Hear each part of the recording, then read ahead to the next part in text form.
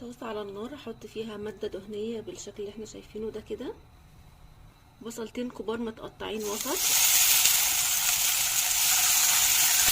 دلوقتي البصلة بتاعتي اخدت لون، هنزل بنص كيلو من البانيه متقطع صغير او صدور الفراخ.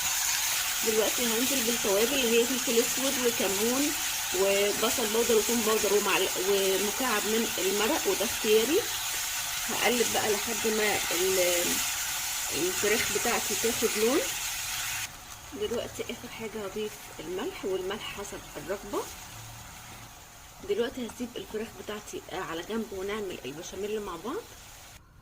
حلة على النار، احط فيها مادة دهنية، زيت على زبدة. ممكن تستعملوا زيت بس، ممكن زبدة بس، زي ما انتوا حابين. هحط بقى معلقتين من مكعبات الزبدة بالشكل اللي احنا شايفينه ده كده.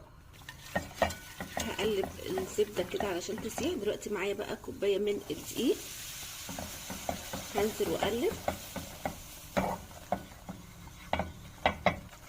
دلوقتي انا بقلب الدقيق بتاعي مع المادة الدهنية. مش عايزاها تبقى نية ومش عايزاها تاخد لون، يا دوب بس كده اشم ريحة الدقيق.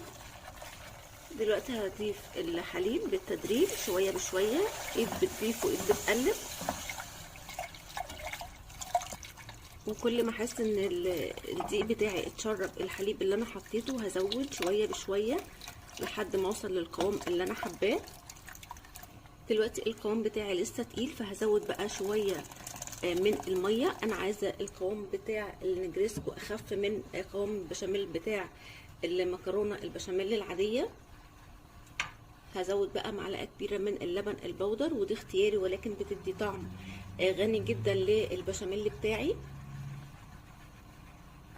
وكمان معلقتين كبار من الجبن الكريمي، وده كمان اختياري، او من القشطة المتوفر عندنا. مش متوفر مفيش مشكلة خالص، بس زي ما قلنا بتدي طعم غني جدا للبشاميل بتاعي.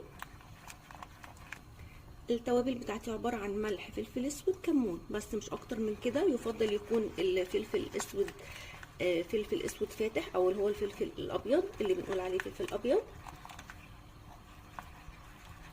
دلوقتي بقى البشاميل بتاعي بقى مظبوط بالقوام المظبوط الخفيف اللي انا هوريه لكم دلوقتي ده. شايفين بقى؟ ولا خفيف ولا تقيل. دلوقتي خلاص البشاميل كمان بقى جاهز معايا. علشان نسلق المكرونه ميه سخنه فيها معلقتين من الزيت، هسيبها تغلي وكمان هملحها. ودايما اقول ان الملح حسب الرغبه. دلوقتي بقى احط كيس المكرونه بتاعي. حطيت المكرونه بتاعتي، واول ما تبتدي تغلي بعد ما حطيتها هعد 7 دقايق بالظبط وتكون بقت جاهزه معايا. دلوقتي المكرونه بتاعتي بقت 80% سوا. انا عايزه 80% بس، مش عايزاها مستويه سوا كامل. دلوقتي في الصاج بتاعي اللي هيدخل الفرن دهناه دهنه بسيطه من الزيت. عايزه بقى شويه بشاميل كده محترمين جدا بالشكل ده كده. دلوقتي بقى المكرونه بتاعتي بالشكل ده كده، وهنرجع نغرق بشاميل تاني. وصفه خطيره، بس طبعا اصحاب الدايت يمتنعون. دلوقتي بقى هننزل بالفراخ بتاعتنا. ممكن نقلب كله في بعضه، بس سبحان الله كل طريقه ليها طعم، مع ان كل المكونات هي طبعا زي ما انتوا حابين تشتغلوا. ودلوقتي بقى هنغرق لاخر مره، يوم الغرق العالمي النهارده. شايفين؟ بجد الوصفه خطيره، لازم تجربوها هتعجبكم جدا. هحط كل بقى البشاميل الباقي معايا على الوش.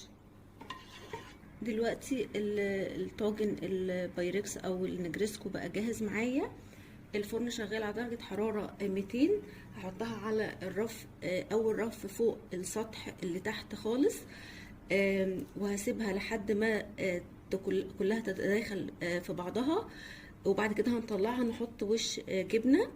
دلوقتي بقى احط شويه جبنه على الوش. ممكن ما نحطش الجبنه، لو مش عندنا مفيش مشكله خالص، ولكن هي بتدي اللون حلو في التحمير، وكمان بتدي طعم غني.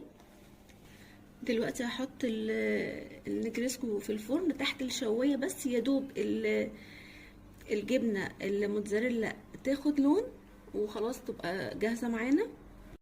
دلوقتي بقى النجريسكو بتاعتنا بقت جاهزه معانا. شايفين هي طبعا في الغالب ما بتتقطعش عشان بتبقى طريه زياده عن اللزوم. نشيل بقى القطع كده عشان نشوفها مع بعض. شايفين بقى المطه بتاعت الجبنه مخلياها تحفه جدا. شايفين الصوص بجد خطيره بالشكل اللي احنا شايفينه ده. خبطت في الكاميرا معلش. شايفين بقى المكرونه بجد غرقانه صوص وكمان جبنه، وطعمها وريحتها خطيره. تنفع جدا في عزومات رمضان. كل سنه وانتم طيبين ويعود عليكم الايام بالف خير. يا رب وصفه النهارده تكون عجبتكم، واللي جرب الوصفه وتعجبه يا ريت يسيب لي رايه في كومنت، واللي اول مره يشوف قناتي يعمل اشتراك، واللي عجب الفيديو يعمل لايك. سلام.